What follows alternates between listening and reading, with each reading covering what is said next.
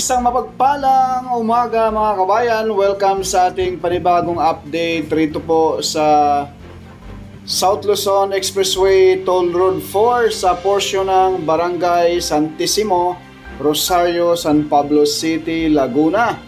Ayun mga kabayan, yung masisilayan natin yung baba. Yan po yung Tiaong Interchange. Itong putol na yan, approaching na po yan dito sa Barangay Anastasia, Tiaong, Quezon. Ayan mga bayan, no? Yung may mga area dyan, no? Mula rito sa Tiaong Interchange, gilid laang papuntang Anastasia ay may putol. May isang lupa roon na hindi pa magkasundo sa may-ari nitong SLEX TR4. So ito mga bayan, may bilog tayo rito. Dito po natin i-update ngayon sa araw ito, itong Barangay Santissimo, Rosario. Dahil po, kumusta na dyan yung paglatag ng concrete cement? Almost 3 kilometers na po. Kaya, natapos. Kaya, ayan po ang ating i-update sa araw ito. Sa araw Sabado, June 15, 2024. Naway samahan niyo po si Purka Studio mga bayan. Paki-subscribe, like and share sa ating YouTube channel. Pakiusap po, wag po tayong mag-skip ng ads. Napakalaking tulong na po yan ni Purka Studio mga bayan. Pamasko nyo na rin sa akin, advance. So ito na po yung drone shot natin.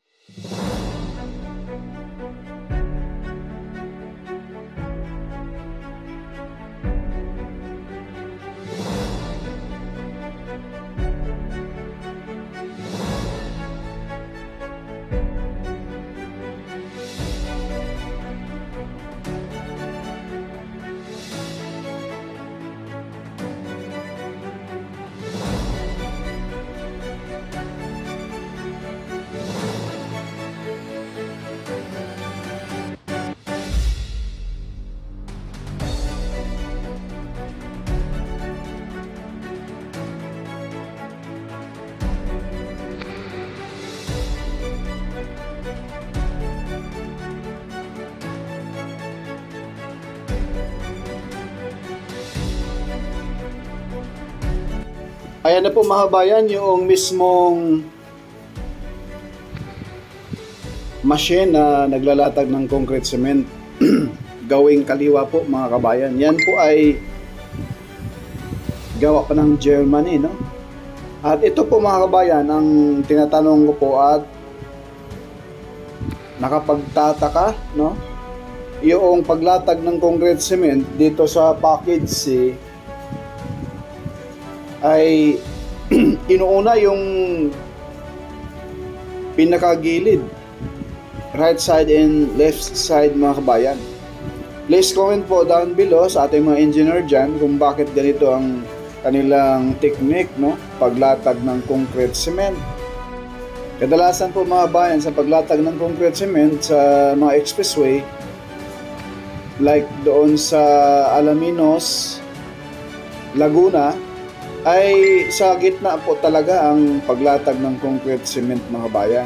So ito, dito sa package C, ay ang contractor dito ay Santa Clara.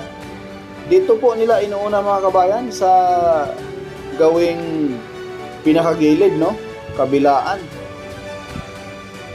At yun po, ito na po yun ngayon mga kabayan. Bali sa bandang kaliwa, bali isang block, no?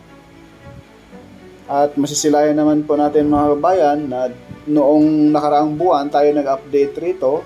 Gawing kanan laang mga almost 200 meters laang nalatagan nila ng concrete cement. Sa ngayon, napakahaba na po. Magkabilaan na po. Sagad na doon sa mismong Tiaong, yung pinakadulo nitong paglatag ng concrete cement. Pero, yung mismong Tiaong Interchange mga kabayan ay isusunod po yun doon. Mula rito sa Barangay Santissimo, pag matapos na po rito, next lalatagan ng concrete cement dyan. Mula sa Barangay Santissimo dito, hanggang doon sa mismong Tiaong Interchange yung trumpet design. Ayan po mga bayan, sa Tiaong na po yan mga bayan. Yun po yung progress ngayong buwang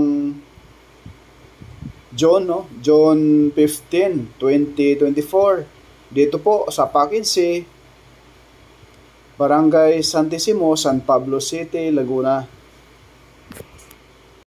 Shout out po dyan kay Sir Brian Labides, Sir Gerald Shonzon, at special mention kay Ma'am Ame Campbell, Ma'am Lisa Torres, no? Ma'am Ame, salamat po sa bigay na pang Father's Day, no? Pang date para bukas. Maraming salamat po, Ma'am. Thank you so much. Itong kaharap sa ating kamera mga kabayan ay papunta na po ito doon sa Barangay Soledad, San Pablo City, Laguna. Na kung saan mga kabayan ay nakahanda na rin po roon sa area na lalatagan ng concrete cement. Ayan na po yung machine sa gawing kanan. Tinanong natin kaganina mga kabayan yung mismong mga nagtrabaho rito sa paglatag ng concrete cement. Gabi sila naglalatag ng concrete cement mga kabayan. Kakaiba na po ngayon, high-tech na po ngayon, kahit maulan pa, tuloy-tuloy pa rin po yung paglatag ng concrete cement dahil tinatabunan din pala nila mga kabayan. Kanya-kanya yung diskarte.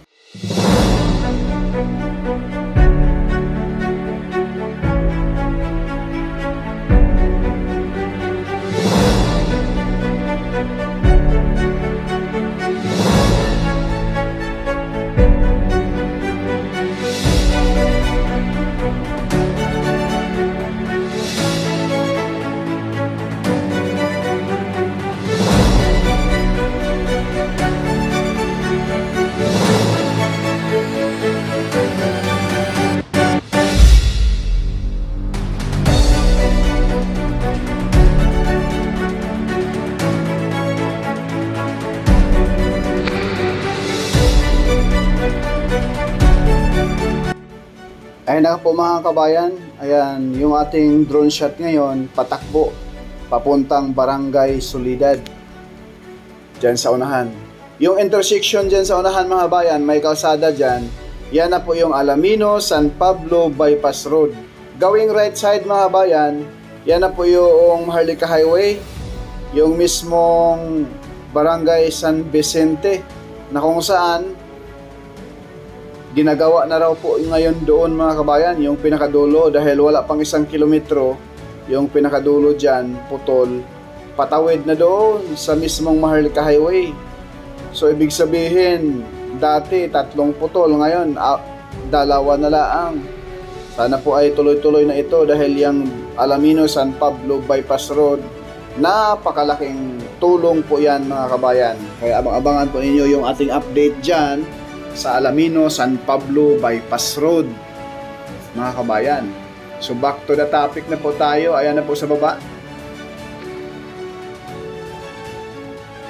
nilalatagan na po nila ng protection mga bayan yung gilid nitong expressway, yung alignment, para hindi siya matangay ng tubig ulan, dahil alam naman natin sa buwang ito ay start na po ang tag-ulan.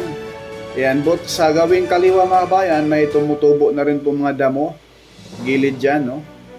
Ayan, doon sa unahan, yan na po yung Alamino San Pablo Bypass Road at Barangay Soledad. Yun lang po mga bayan, ating quick update rito sa SLEX TR4, Paquincy, Barangay Santissimo, San Pablo City.